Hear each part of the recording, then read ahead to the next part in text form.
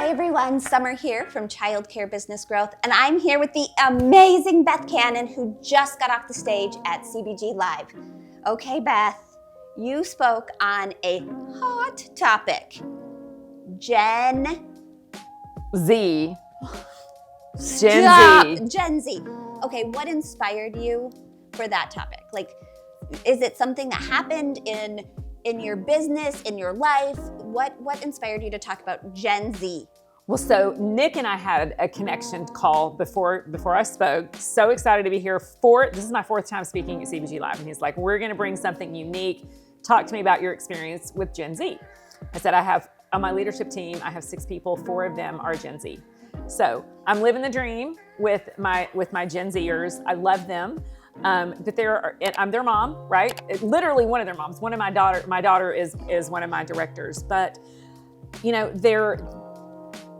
they came onto the scene, you know, as COVID hit, and you know, they came in underdeveloped. They did their first job interviews from their childhood bedroom, and they just think differently, right? They think differently than other generations think, and so because they're now like 30% of our workforce. Yes. And so if we don't understand how to connect to them, because they are digitally connected, I mean, their technology is wired to their bodies.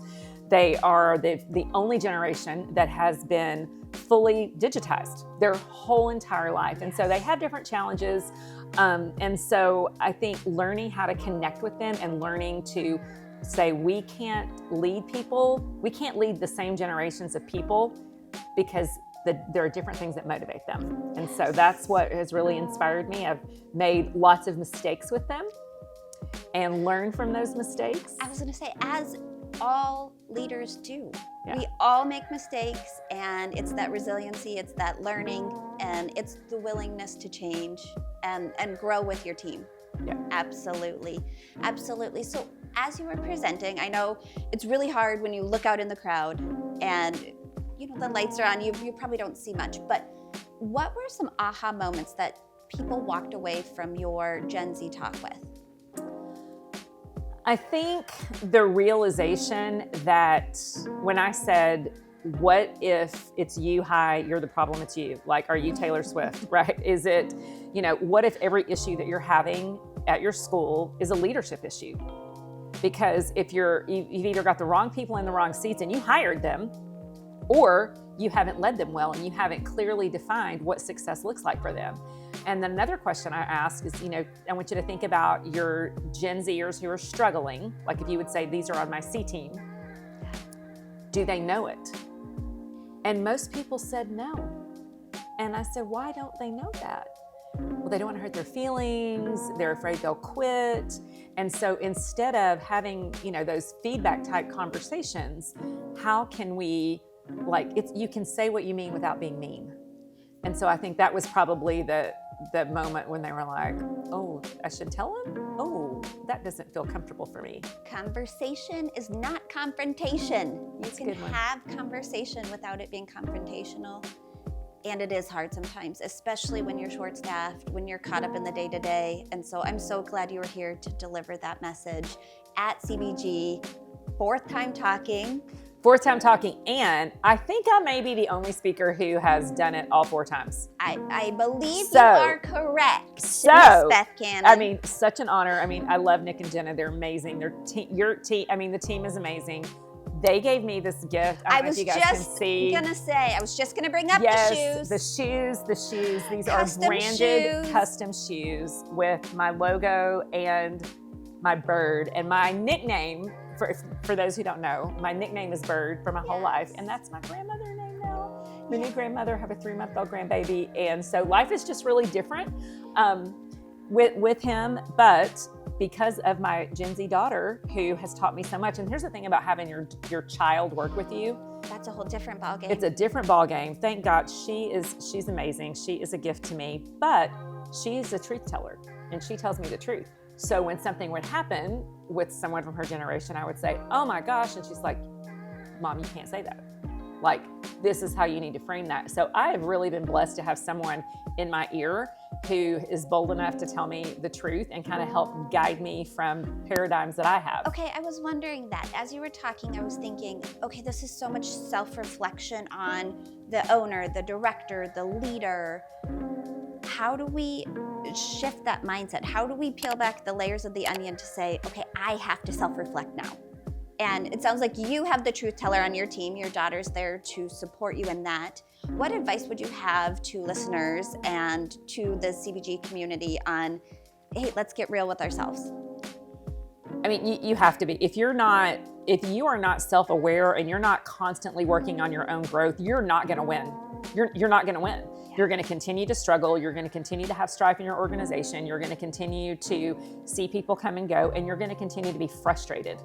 Absolutely. Because you can't, as I mentioned earlier, like we talked about generations. In my generation, if you ask the question why, the answer was because I said so. My mom literally had a sweatshirt because I said so. And that's the thing. Well, she that's wore not, it every Saturday. And that's not good for this generation. No. It's because you said so is not good enough, because they will not stay at a job where they don't feel seen, heard, and valued. And it doesn't even matter. And the money typically doesn't matter. Like 76% of them want to have purpose in their work. Yeah. And so if we don't figure out how to inspire that purpose and really lean in and listen, you're going to continue to lose, because your answer of why, because I said so, it's not good enough for this generation. Well, especially like you said, they're so digitized. They carry the internet around with them in their pocket. Yeah. They have the world of information with them. They do. They don't want because I said so. We can look it up. Right. All right. So, Beth, if you had, listeners, we want to talk to our listeners now, people who might not have been at CBG Live. What would you want to tell them about your presentation today? What's one or two key points, messages, takeaways from your presentation for those who weren't here? I think if you have the attitude that you're struggling with some of your employees because they're younger or because they're Gen Z, I just want to really encourage you to look deeper beyond the 10 to 12 year span in which someone was born. I want to encourage you to look deeper at their personalities, pay attention to the tension around that, but just be bold and have those conversations. Like, lean in, listen, and hold people accountable. I am convinced, Summer, and I've been doing a lot of research lately, that cultures, especially in childcare, are struggling because of leadership avoidance. Yes, they could, but leaders will say it's the behavior of the employees, the broken record, no one wants to work anymore. Why is everyone so emotional? Why do we have to have all these talks about feelings? So leaders will say that is the problem. I would say shift it, because is that the problem, or are you allowing some behaviors because you're not addressing them out of fears, concerns, scarcity mindset? So I think a lot of it has to do with leadership avoidance. So I would just encourage you, I'm not sure when this is going to air, but take a look at your team. And if you know that you need to have crucial conversations to move the needle forward, have those conversations, because your culture is not going to get better if you continue to gripe and moan about it, but not take the action steps to take it a deeper level. Okay, how lucky am I? I just got a one-on-one coaching session with Beth Cannon. I'm taking notes over here. Taking notes. Okay, Beth, so if our listeners and if the CBG community want to get a hold of you, how do they get a hold of you? What's next? What do we do? So BethCannonSpeaks.com is my website. I run leadership sprints. I've got a leadership certification called Learn to Lead. It's a 3-module course on how to lead yourself, your staff, and your school. We start with yourself. Ooh, that's that self-reflection piece we were talking about. This is what's interesting. I had a group that came through, and we started with Lead Yourself. And the executive director came to me and she goes, our leadership team has been in this for a long time. We are really too far advanced for that. It was just very basic for us. Can we go ahead and skip ahead and get to the Lead Your Staff? Because that's really what's on fire right now.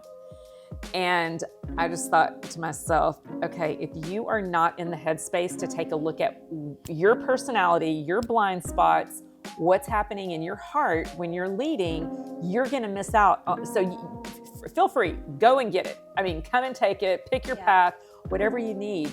But it's I love teaching people how to lead, and it doesn't matter if you've led for a year or 30 years. So find me on Learn to Lead.